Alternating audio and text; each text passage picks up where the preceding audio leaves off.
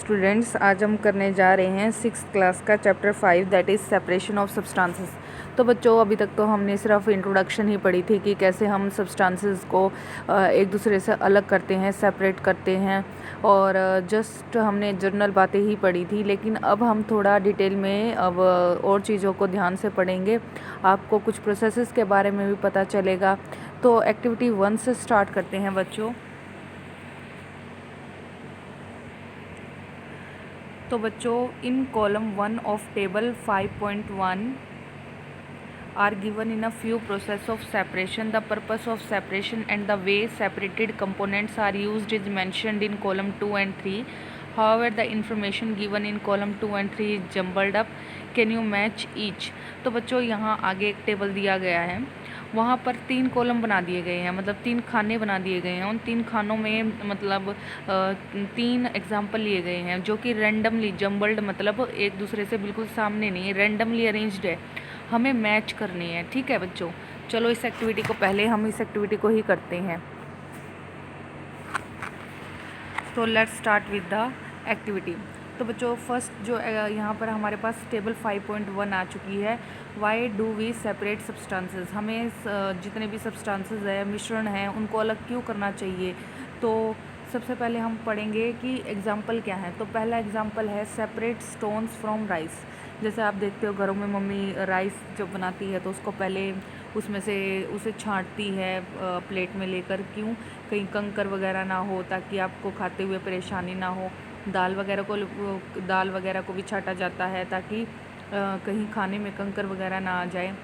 Corning milk to obtain butter, तो यह भी आप लोगों ने देखा है कि मम्मी जब क्या करती है, दही जमाती है तो फिर मिक्सी में दही को कर्निंग, मतलब जब दही को मिक्सी में चलाती है तो उसमें से बटर निकलता है।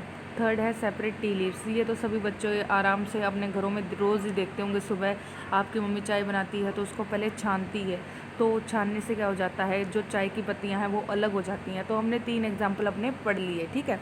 अब हमने उनको मैच करना है। जो पहला एग्जाम्पल है, to separate two different but useful components. तो इसमें बताया गया है कि छांटा इसलिए जा रहा है कि दोनों यूज़फुल कंपोनेंट्स को यूज़ किया जा सके। तो इन एग्जाम्पल में से यूज़फुल दोनों कौन से हैं, मिल्क भी यूज़फुल है और बटर भी यूज़फुल है, तो ये इससे अटैच हो जाएगा। To remove non useful components, remove मतलब निकाल देना, जो कि हमारे काम के नहीं है, तो यह मैच हो जाएगा पहले से, क्योंकि जो कंकर वगैरह निकलेंगे राइस में से वो हमारे बिल्कुल भी काम के नहीं है। सेपरेट टी लीव्स, तो एंड में यही बचा, तो इसका ऑप्शन यही है। फिर भी हम इसको पढ़ते हैं कि इसमें लिखा क्या हुआ है। टू रिमूव इम्प्योरिटीज़ और हार्मफुल कंपोनेंट। इम्प्योरिटी मतलब जो हमारी यूज़फुल नहीं है, इम्प्योरिटी है मतलब हम वो घुलनशील नहीं है। तो जैसे हम चाय बनाते हैं तो चाय पत्ती घुलती नहीं है, वो बस अपना टेस्ट छोड़ देती है, लेकिन वो उसमें रहती है चाय के अंदर, तो हमें उसे अलग निकालना पड़ता है, वो क्या है, इम्प्योरिटी। या फिर कोई हार्मफुल कंपोनेंट जिसको हम अलग निकालते हैं, तो वो क्या है, इम्प्योरिटी। तो यह हमारा हो गया सेपरेट टी लीव्स के साथ अटैच। तो what do we do with the separated components, जो हमने अलग निकाल लिए उनका हम करते क्या है। We throw away the solid component, हम जो सॉलिड चीज़ आई है उसको थ्रो आउट कर देते हैं। तो जो फर्स्ट वाला है वो इससे अटैच हो जाएगा कि हम स्टोन्स को कभी, राइस में से जो गंद निकलता है जैसे स्टोन्स हो गए, हस्क हो गया, तो उसको हम कभी रखते नहीं, हम उसको गिरा देते हैं। तो जो सॉलिड चीज़ है हम उसको थ्रो आउट कर देते हैं। तो उसके बाद है we throw away the impurity. Impurity तो हम पढ़ चुके हैं कि चाय के बारे में बात की गई है। फिर लास्ट है we use both the components. तो इस दूसरे केस में हम दोनों जो कंपोनेंट्स हैं उनको यूज़ करते हैं। तो इस तरह से हमारा ये टेबल कंप्लीट हो गया है बच्चों। तो आई होप आपको यह चीज़ समझ में आ गई होगी। Process with its purpose and the way separated components are used, ये हम कर चुके हैं table. We see that before we use a substance we need to separate harmful और नॉन यूजफुल सब्सटेंसेस दैट में। तो बच्चों, हमें चीज़ों को छांटने की ज़रूरत क्यों पड़ती है, क्योंकि कई बार हमारी जो चीज़ें होती हैं जैसे राइस हुआ, वीट हुआ, तो उसमें बहुत ज़्यादा वेस्ट मटेरियल भी होता है। तो ऐसे में जो नॉन यूज़फुल सब्सटेंस है तो हमें वो अलग निकालना ही पड़ता है। Sometimes we separate even useful components if we need to use them separately. कई बार हमें दो इंपॉर्टेंट चीज़ों में से दोनों को सेपरेट करना पड़ता है, जैसे मिल्क और बटर, ठीक है, दोनों ही हमारे लिए यूज़फुल है। तो इस तरह से ही इस टेबल के द्वारा आपको यही जो एग्जांपल देकर समझाया गया है। The substances to be separated may be particles of different sizes और मटेरियल। और जो चीज़ें आप छाँट रहे हो वो मे बी डिफरेंट साइजेस की हो सकती हैं। This may be solid, liquid और इवन गैस। तो यह जो वेस्ट सब्सटेंसेस हैं या फिर जो आप सब्सटेंसेस छाँट रहे हो वो सॉलिड भी हो सकते हैं और लिक्विड में भी हो सकते हैं और गैसेज में भी हो सकते हैं। So how do we separate substances mix together if they have so many different properties. अगर इस तरह से बहुत ज़्यादा सब्सटेंसेस हमारे पास हो, सॉलिड, लिक्विड प्लस गैसेस, तो उनको हम कैसे छाँटेंगे, कैसे उनकी अलग अलग करेंगे, क्योंकि उन सब की प्रॉपर्टी क्या है, अलग अलग है। तो 5th क्लास में आप पढ़ के आए हो सॉलिड, लिक्विड और गैसेस में क्या डिफरेंस होता है। तो ये सभी इनकी प्रॉपर्टी अलग, अगर ये मिक्सचर हो तो फिर हम उनको कैसे अलग करेंगे। तो अब यही पढ़ेंगे बच्चों हम आगे आने वाले टॉपिक्स में। तो बच्चों हमारा फर्स्ट टॉपिक है मेथड ऑफ सेपरेशन। तो बच्चों we will discuss some simple method of separating substances that are mixed together. You may come across some of these method being used in day to day activities. तो बच्चों कुछ चीज़ें तो आपने घरों में भी देखी होगी। मैं तो हमेशा ही कहती हूँ जो आपकी साइंस की बुक में गिवन है ना, तो मैक्सिमम आप चीज़ें यहाँ पर ऑब्ज़र्व करो, आपकी सराउंडिंग में ही आपको देखने को मिलेंगी। तो हैंड पिकिंग, तो यहाँ हैंड पिकिंग का पहले डायग्राम देख लो। यहाँ पे एक व्यक्ति बैठा हुआ है और उसने ग्रेन्स मतलब अनाज की बोरी खोली हुई है और अनाज में से क्या कंकड़ जो है, हस्क है। हस्क क्या होता है? हस्क होता है dry part of the plant. मतलब अगर अनाज को छोड़ दें, सीड्स को छोड़ दें, तो जो पौधे का ड्राई भाग होता है, सूखा भाग होता है, उसे बोलते हैं हस्क, ठीक है। तो यहाँ पे हाथों से वो क्या कर रहा है, जो वेस्ट सब्सटेंसेस हैं उनको अलग कर रहा है। तो एक्टिविटी 2 को देखते हैं। Bring a packet of grain purchased from a shop to the classroom now. तो बच्चों अब क्लासरूम में तो ये एक्टिविटी पॉसिबल हो नहीं सकती, आप घरों में ही कर लेना। कि आपने क्या करना है, एक पेपर या न्यूज़पेपर शीट बिछा लेनी है अपने फ्लोर पर और उस पर क्या करना है, उस पर अनाज के दाने स्प्रेड मतलब बिखेर देनी है। और do you find only one kind of grain on the sheet of paper? Are there pieces of stone, husk, broken grain and particles of any other grain in it? तो बच्चों जब आप अनाज को, जैसे अभी सभी के घरों में गेहूँ ज़रूर आ गया होगा, गेहूँ के ही तो बच्चों सभी के घर अनाज आया हुआ है, तो आप अनाज को ही अपने जो थोड़े से 1 मुट्ठी या 2 मुट्ठी अनाज लेकर उसको ही आप देखना, उसमें आपको हस्क दिखाई देंगे, जैसे मैंने कहा dry part of the plant. तो और ब्रोकन ग्रेन्स, कुछ टूटे हुए दाने मिलेंगे, कुछ और भी प्लांट्स के दाने मिलेंगे। तो इन सभी जो सॉलिड वेस्ट है आप उसको क्या करेंगे, हाथों के द्वारा छाटेंगे। Now remove with your hand the pieces of stone, husk and other grains from it. This method of hand picking can be used for separating slightly larger sized impurity like the pieces of dirt, stone and husk from wheat, rice और pulses। तो बच्चों basically hand picking ना उन्हीं cases में हो सकती है जहाँ पर जो इम्प्योरिटीज़ है ना वो बड़े साइज की हो, जैसे कोई पत्थर हो छोटा सा। जैसे आप मम्मी क्या करती है, जब दाल बनाती है तो दाल को क्या करती है, छाटती है ना, उसमें से पत्थर वगैरह निकालती है ना। हस्क मतलब जो सूखा पार्ट है प्लांट का, वीट के अंदर, राइस के अंदर, पल्सेस के अंदर, पल्सेस होती हैं दालें। The quantity of such impurities usually not very large.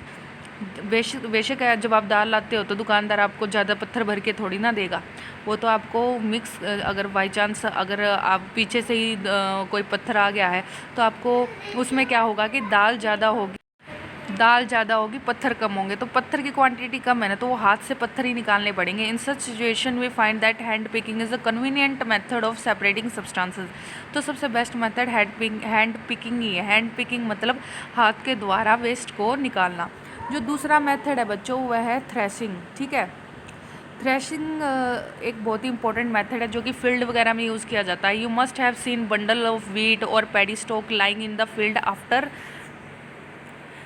threshing is done with the help of bullocks. Machines are also used to thresh large quantities of grain। तो बच्चों आप पहले तो पिक्चर देखो, पिक्चर में ये किसान ने ना यहाँ पर क्या दिखा रखा है, यहाँ पे आप देख रहे हो ये क्या बने हुए हैं, बंडल्स बने हुए हैं, किसके, राइस के।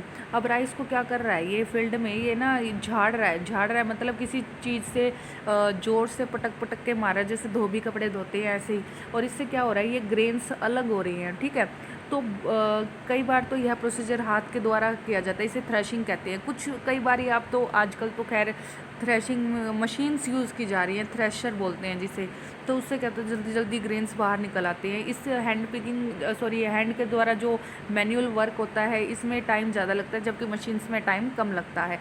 प्लस बुलॉक्स मतलब कुछ आपने देखा होगा कि कई जगह पर गांव वगैरह में जो सड़क है, सड़क पर ही कोई शीट बिछाकर उस पर सीड्स डाल दिए जाते हैं, ग्रेन्स डाल दिए जाते हैं, और उस पर से जो टायर्स वगैरह निकलते हैं जैसे कोई व्हीकल वगैरह, तो ऑटोमेटिकली ग्रेन्स क्या निकल के बाहर आ जाते हैं। तो कुछ कई जगह यह प्रोसीजर भी अपनाया जाता है।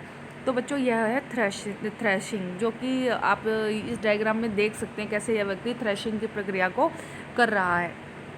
ठीक है बच्चों, बीटन मतलब बीटन मार मार कर किसी प्लांट को, उसमें से सीड को बाहर निकालना। बुलॉक्स क्या होते हैं बच्चों? बुलॉक्स होते हैं बैल के जोड़े, बैलगाड़ी।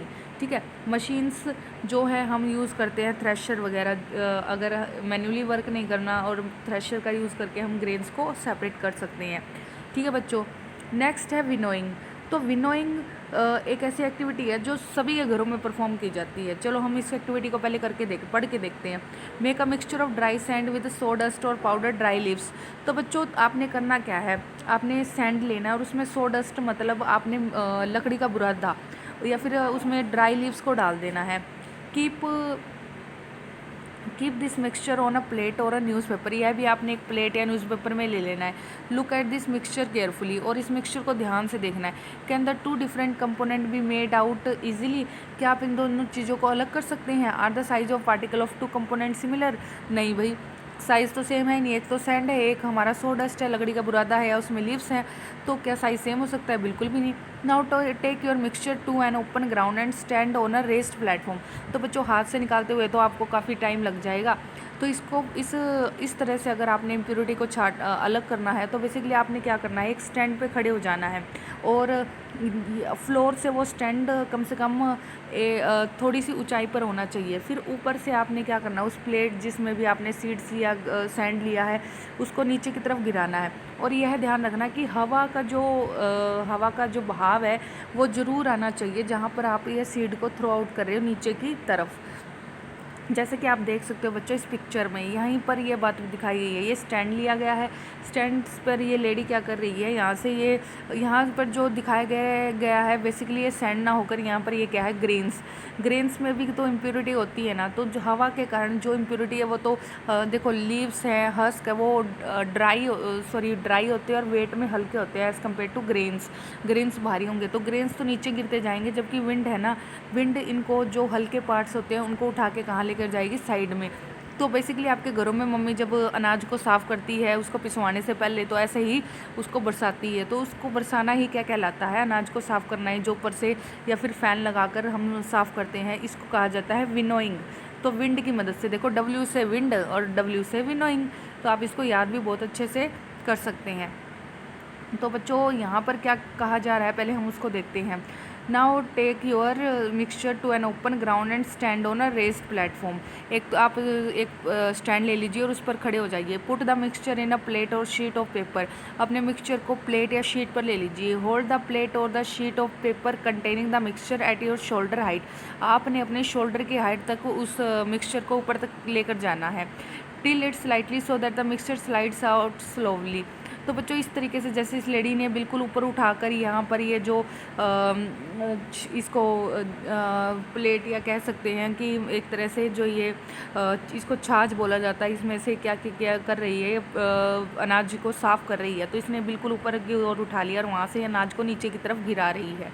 ठीक है बच्चों, what happens, do both the components sand and sawdust fall at the same place. क्या दोनों एक जगह गिर रहे हैं? तो नहीं, अनाज आपका यहाँ गिर रहा है, जबकि हवा जो हल्के जो सोडस्ट है उसको उठाकर कहाँ लेके जा रही है, आगे की तरफ। ठीक है बच्चों, fall at the is there a component that blows away? Yes there is a component.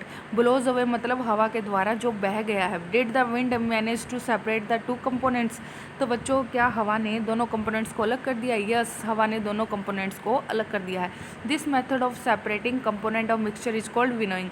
तो इम्पोर्टेंट है बच्चों, हवा के द्वारा जब हम दो कंपोनेंट्स को अलग करते हैं उसे तो कहते हैं winnowing. Winnowing is use to separate heavier and lighter component. Basically जो हल्का और उसमें जो मिक्सचर है, हैवी के अंदर जो लाइट मिक्सचर है, उन कंपोनेंट्स को अलग करने के लिए सबसे बढ़िया प्रोसेस है विनोइंग, ठीक है, बाय विंड और ब्लोइंग एयर। तो बच्चों आज के लिए इतना ही, हम अपने नेक्स्ट लेक्चर में आगे पढ़ेंगे। आप इसको अपने आप से रीड करके देखना, बहुत ही इंटरेस्टिंग चैप्टर है और बहुत ही इजी भी है, ठीक है बच्चों। आई होप आपको समझ में आ गया होगा। धन्यवाद।